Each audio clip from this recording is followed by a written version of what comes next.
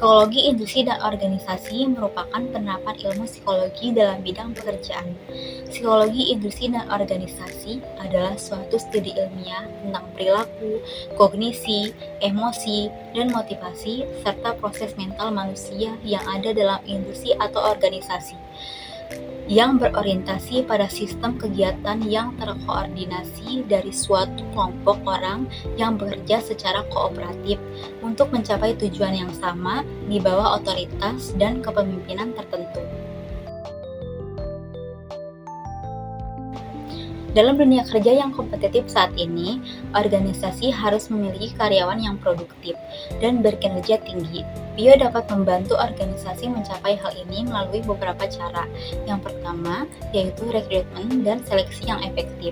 Psikologi industri dan organisasi membantu organisasi dalam merancang proses seleksi yang baik untuk mengidentifikasi calon karyawan terbaik.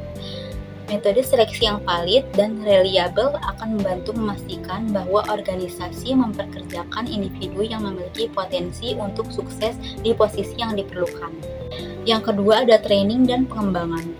Dengan bantuan psikologi industri dan organisasi dapat merancang program pelatihan yang efektif untuk meningkatkan keterampilan dan pengetahuan karyawan.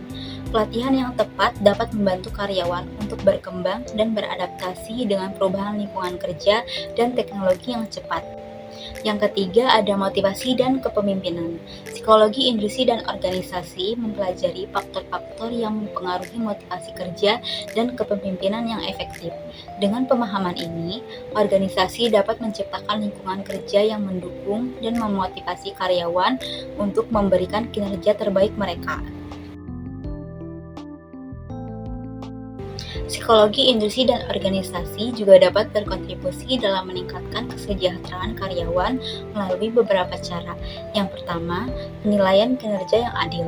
Penilaian kinerja yang adil dan objektif penting untuk mempertahankan karyawan yang termotivasi dan berkomitmen. Psikologi industri dan organisasi membantu organisasi dalam merancang proses penilaian yang valid dan dapat diandalkan, serta memberikan umpan balik yang konstruktif kepada karyawan. Yang kedua ada keamanan dan kesehatan kerja. Psikologi industri dan organisasi mempelajari faktor-faktor yang berkontribusi terhadap keamanan dan kesehatan di tempat kerja, baik itu melalui desain ergonomik tempat kerja, manajemen stres, maupun promosi kesejahteraan mental dan fisik karyawan. Psikologi industri dan organisasi membantu menciptakan lingkungan kerja yang aman dan sehat. Yang ketiga ada pengembangan keseimbangan kehidupan kerja. Psikologi industri dan organisasi mengadvokasi pentingnya menciptakan keseimbangan antara kehidupan kerja dan kehidupan pribadi. Melalui fleksibilitas kerja, perencanaan waktu yang baik, dan program kesejahteraan, organisasi dapat membantu karyawan dalam mencapai keseimbangan yang sehat antara tanggung jawab profesional dan pribadi.